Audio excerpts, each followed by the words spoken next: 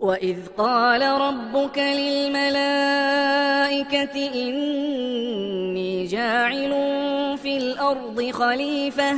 قالوا أتجعل فيها من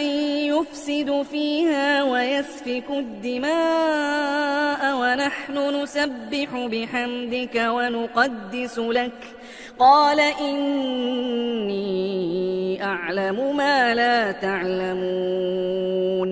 وعلم آدم الأسماء كلها ثم عرضهم على الملائكة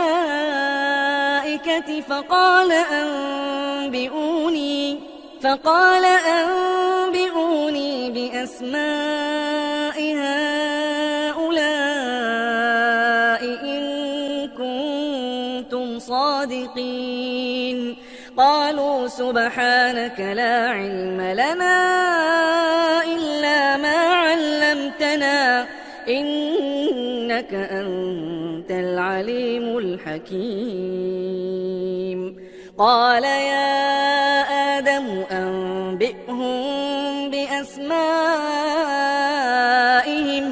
فلما أنبأهم بأسمائهم قال ألم أقل لكم إني أعلم غيب السماوات والأرض وأعلم ما تبدون وما كنتم تكتمون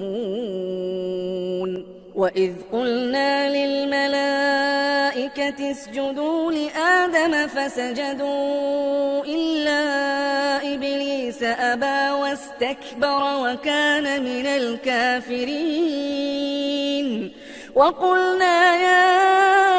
آدم اسكن أنت وزوجك الجنة وكلا منها رغدا حيث شئتما ولا تقربا هذه الشجرة فتكونا من الظالمين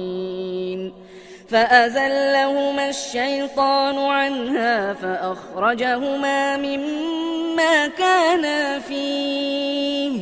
وقلنا اهبطوا بعضكم لبعض عدو ولكم في الأرض مستقر ومتاع إلى حين فتلقى آدم من ربه كلمات فتاب عليه إنه هو التواب الرحيم